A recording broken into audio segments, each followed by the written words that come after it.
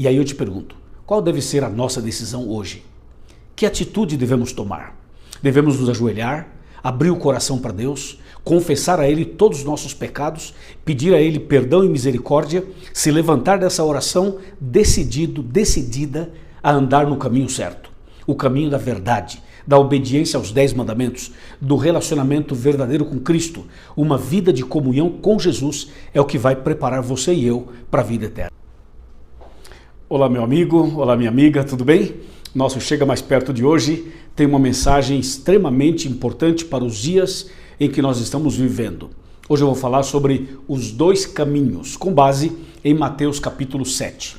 Por favor, pegue a sua Bíblia, prepare o seu coração, olho na tela e vamos juntos meditar nesse assunto tão importante para cada um de nós. Mateus capítulo 7, estou abrindo aqui a minha Bíblia, você pode abrir a sua também.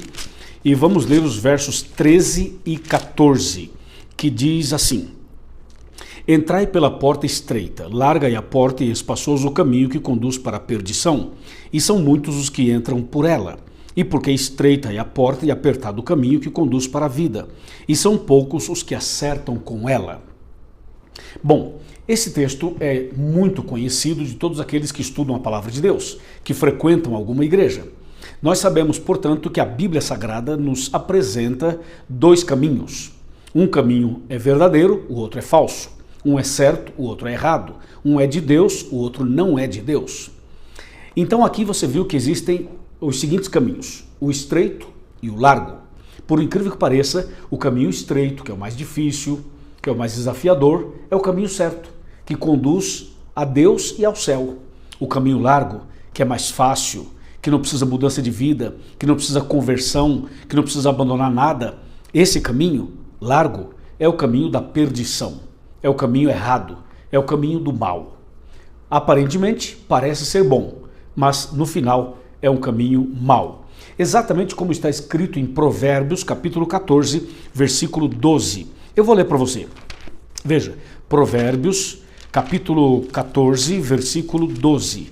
Esse é um texto que vale a pena você anotar em sua Bíblia. Diz assim: Há caminho que ao homem parece direito, mas ao cabo dele dá em caminhos de morte.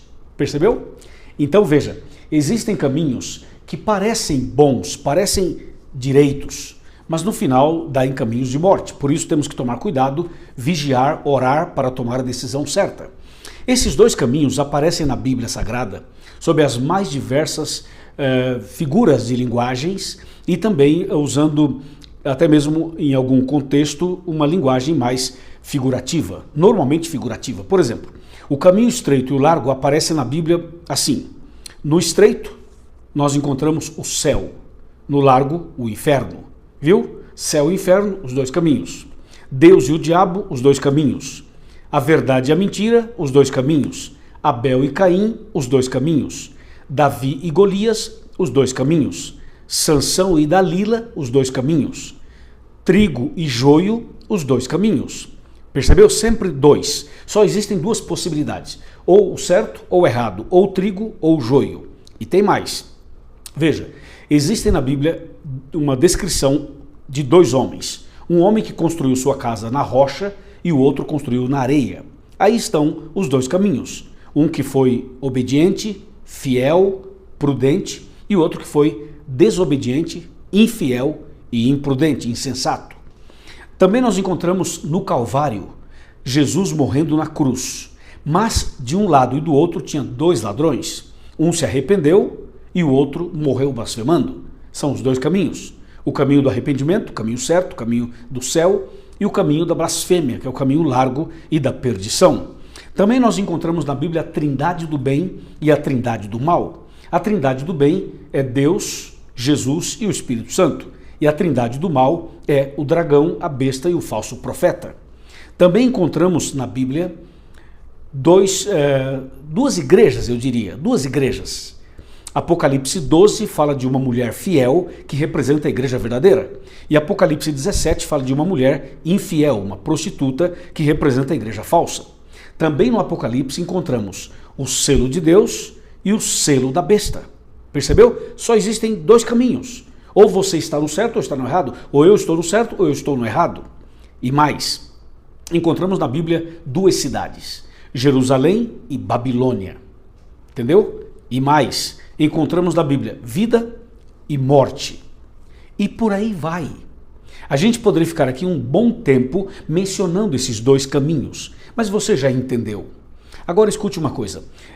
Nós, quando vamos para João, por exemplo, no capítulo 14, nós descobrimos claramente o que Jesus Cristo mesmo disse, respondendo ali uma pergunta de Tomé. Veja o que diz São João, capítulo 14, verso 6.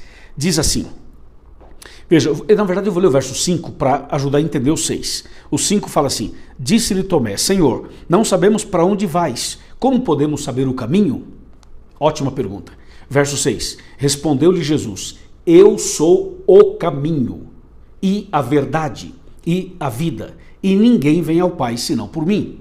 Então você percebeu que embora a Bíblia apresente para nós dois caminhos, sabemos que verdadeiro é só um caminho, e esse caminho verdadeiro é Cristo Jesus. Se você quiser andar no caminho certo, é só você seguir os passos de Cristo, é só você imitar a Cristo, andar nos passos dele. É como diz o texto. Jesus foi claro ao dizer, eu sou o caminho, a verdade e a vida, ninguém vem ao Pai senão por mim. Agora, diante dessa visão geral dos dois caminhos, eu pergunto, qual deve ser a nossa decisão? Está muito clara, é a decisão de andar no caminho estreito, no caminho certo, o caminho da obediência, o caminho da verdade, o caminho de Deus, e não o caminho do mal, do inimigo, da transgressão e da desobediência. Quando Jesus voltar, ele vai nos levar para os céus, e os ímpios ficarão na terra mortos durante 1000 anos. Depois do milênio, vai descer aqui na terra nosso Senhor Jesus Cristo, a cidade santa e os salvos. E então, no final, depois do milênio, Jesus vai ressuscitar todos os ímpios.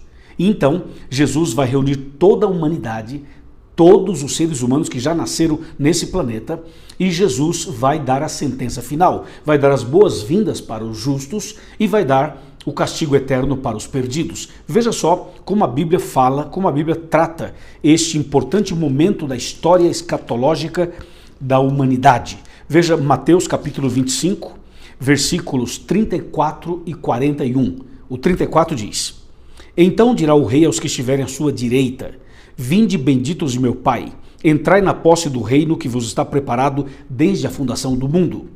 Agora o verso 41.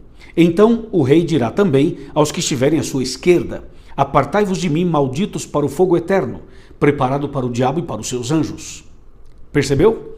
Então esses dois versos estão nos mostrando que no final de tudo, Deus vai ter a humanidade toda dividida em dois grupos.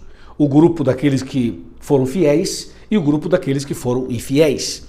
E para os que amaram a Jesus, o aceitaram como Salvador e foram fiéis, estes receberão as boas-vindas de Jesus, dizendo, vinde e recebei o reino que está preparado para vocês. E para aqueles que foram rebeldes, andaram no caminho largo, no caminho da transgressão, da desobediência e rejeitaram a salvação, Jesus vai dizer, apartai-vos de mim para o fogo eterno, preparado para o diabo e para os seus anjos. Entendeu?